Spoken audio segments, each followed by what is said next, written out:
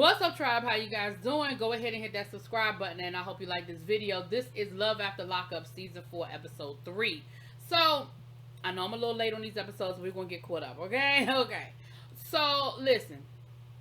We start off with Taylor and Chance. Now, he got out of jail. He on his way home. He gets to the house and he meets the twin sister. Now, this is the same twin sister. She said, "Listen, I done been in jail myself, and I know how this goes. You say what you need to say to get what you need to get, and when you get out of jail, you moving on to the next thing. You really not even hung up on that. So I'm really worried about my sister. I'm really worried about this guy that she's allowed to come into her life and what his intentions are." And he ain't really feeling the sister either, right? He ain't really feeling her probably because he know that she know their history. He also, he just wants his alone time. He wants them to, have time to themselves, and he don't want the sister living in the house. I mean, remember, he was trying to put her in the garage. So their first interaction was it wasn't as bad as it probably could have been, but they definitely were like, I see you, you see me, we see each other type stuff. Then he goes in to see the kids. And of course, the kids are jumping all over him. They're happy to see him. And I'm just like, listen, I would not feel comfortable having somebody, I called the guy Taylor, the guy's Chase.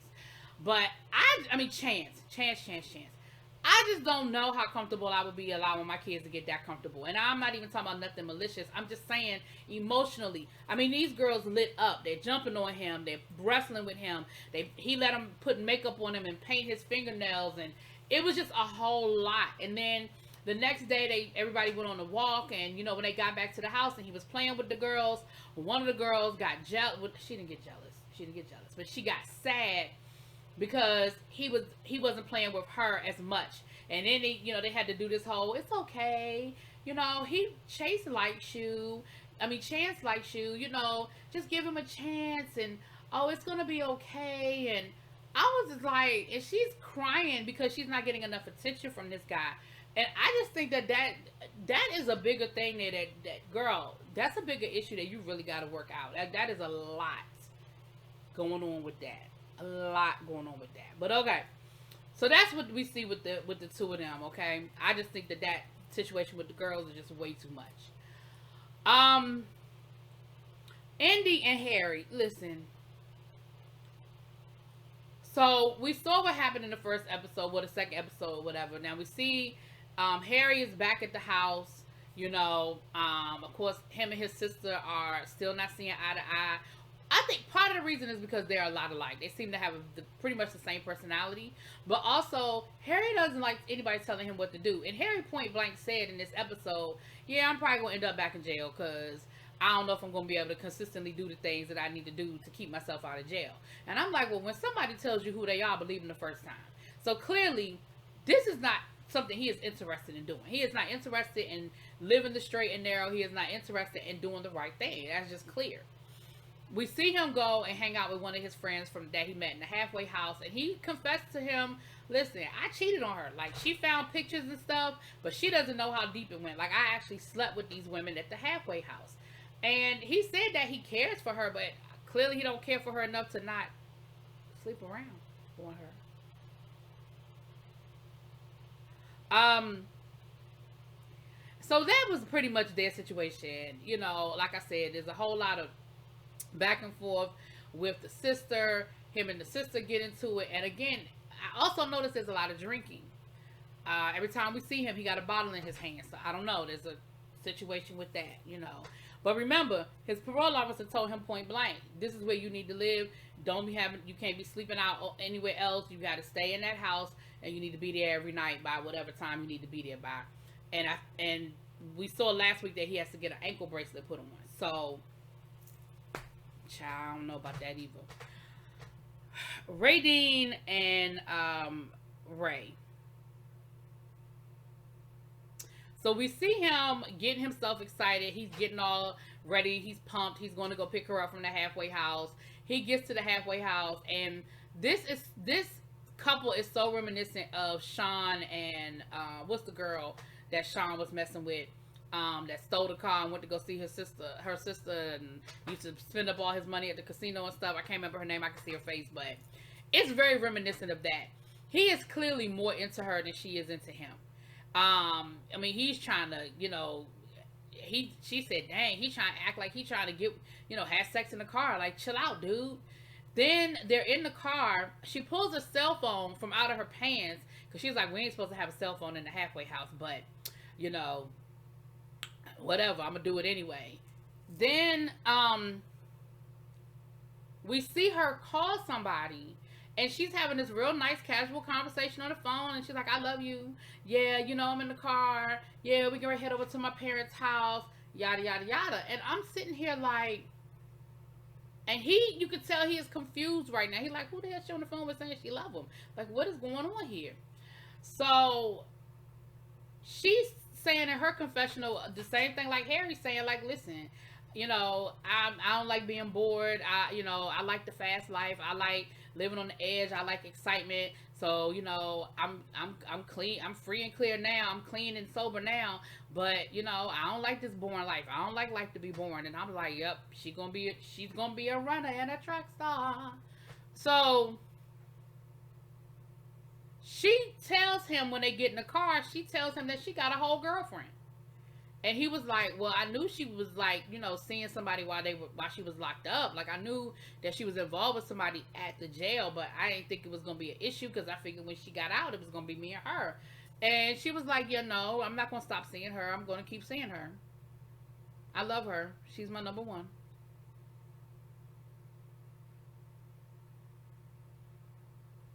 Sir, that's when you leave her ass at that halfway house and say, okay, well, get to your daddy's house the best way you can.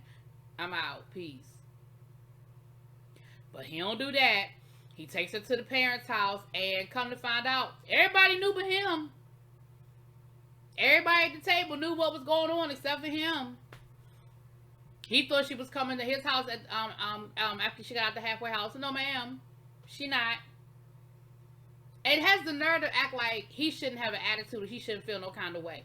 I said, this is about to be a doozy. I don't know where we're going with this, but it ain't going nowhere good. It ain't going nowhere good, okay? So then we have Kevin and Tiffany.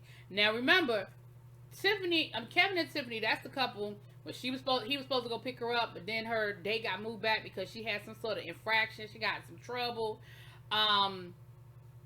The one that he got the crazy girlfriend, okay? Well, he was supposed to be picking Tiffany up because she got a new release date, and he was supposed to be going to pick her up. But then she let him know, oh, don't worry about it.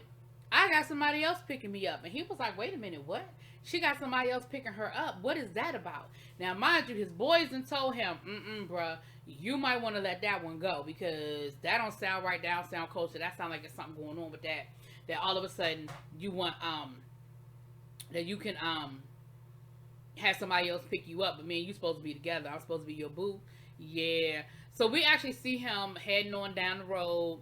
They build up this whole thing, and you know how they keep us hanging, so we don't really get the whole situation down to the what had happened. But he's suspecting there's something going on. Okay. All right, so then we see Antoine and Lacey, child. We got another Lacey this season. But we see Antoine and Lacey. Now, Lacey is going to meet up with Antoine's mama, a.k.a. Miss Christina. Now, remember, she actually met Antoine through Christina. Her and Christina were friends. She introduced her to her son. They started dating. And then she said Christine started acting kind of funky. She said she started drinking a lot, and that really messed up their friendship. So she's going to meet with her to try to, clear the air, get everybody on the same page before he gets out of jail. So she goes to see the mama. Now, she's late. And the mama, by the time she get there, the mama is drunk. I don't know how many drinks she had, but she was drunk. Slurring her words, couldn't hardly keep her head up. And she looked bad. Like, when they show the old pictures of her, she definitely looks bad. Like, I don't know what she been doing. I don't know why she drinking. But neither here nor there. She has a problem with the situation because what she was trying to tell Lacey is, listen, my son really ain't shit. Like, my son is really not a good guy. Like, he's a screw up. He's going to get out of jail. He's going to screw up again. He's going to screw your life up. He's going to pull you into it. And that's why I got a problem with it. I know who my son is. I know him for his works. And I'm just trying to warn you and tell you so you don't get caught up in his bull hockey. And she was like, listen, I'm not going to sit here and talk to you while you're drunk. You're being disrespectful. You're being belligerent. And I'm not going to engage in this conversation. And she gets up and she walks out. And I was like, oh, boy. Here we go. So she doesn't even, like, the conversation lasted, I mean, I don't know with the editing, but it looked like the conversation might have lasted 20 minutes, right? Because she was, first of all, she was just drunk. But what she was saying had some validity to it. I just think because she was inebriated, the way in which it came out probably wasn't the best way. But it don't matter because Lacey is in love with your son, so she don't care that he ain't no good and that, you know, he gonna get her in trouble and all of that. She don't care about all that because she is in love. Okay? Last but not least, child, we have Kayla and Martel. Now, remember Martel, she just picked him up from the bus station. They done went to the hotel to do-do-do, the woo-do-woo, the wah-da-wop. And now they got to get him to the halfway house, which is about 6 hours away. So they already start off running late, right? So Kayla then gave the man a phone, and he was like, man, I don't even know how to use it, but I'm going to figure it out. Well, he figured it out, all right, because all the way down the road, his phone is blowing up. And he said, listen, the more people found out I was out and had my phone number, the more people were calling to check in on me. The man had been in jail for 10 years, 13 years, something like that. She's getting irritated. She's getting upset because, of course, she wants this time alone with him. She wants this time with him. Listen, ladies, I'm going to need y'all to stop this. I'm going to need y'all to stop dating these men in jail. And then when they get out of jail, act like you're the only person that they owe anything to. This man ain't talked to his mama. This man ain't talked to his family, his friends. And I just think that it's real selfish of you to sit there and have an attitude with him because his phone keeps ringing. He probably gave his mama the number. His mama gave it to everybody, and they gave it to everybody, and they gave it to everybody. And they want to talk to him. They like, yo, you know he out? Yeah, let me get Tell number. Oh, what? This Tell new number? And so he was talking to a lot of people all the way down. Now, this was a 6-hour drive, and it did seem like he was talking probably 5 out of 6 hours. But then when she did have his attention and he wasn't on the phone, she talking about, okay, rate my look. Okay, tell me my hair. What about my shoes? What about my outfit? Girl, shit, he don't care. All he was thinking about when he saw you in that bus station was how fast he could get you out them shoes and mess up that hair. He is, and I'm not saying that men don't care about fashion. Let's be clear. But that man wasn't worried about fashion. And even if he cared about fashion, in that moment, that is not what was on his mind. He probably couldn't even tell you what you had on, ma'am. So when you did have his attention, you was talking about dumb shit. So they catch up with his mama because they ran out of time and they didn't have time to go past his mother's house. So they had the mother and his niece meet him at like a parking lot around the corner from the halfway house so they could, you know, hug and see each other. And that was a moment. So then they get to the halfway house and she talking about I want to put the tracker on your phone. He was like, ain't nobody putting no tracker on me. She was like, why not? What's the problem? Why you don't want no tracker? He was like, ain't nobody he was like, what are you talking about? Like, well, you don't trust me? Like, what is this about? Now, I'm going to say this. Again, I'm going to say this man has just spent the last 13 years of his life being tracked. He is at a whole halfway house. If you can't trust him at the halfway house, man, what you going to do when he out for real, for real? When he don't have to check in, we don't have a curfew, when he don't have to be indoors at a certain time, when he can just roam freely. You need a tracker on him and he at the damn halfway house? Ridiculous. Ridiculous. Anyway, that was episode 2. I'm going to try to get us caught up so we can get to where we are by Friday night. But let me know what y'all think. I'll talk to y'all later. Peace.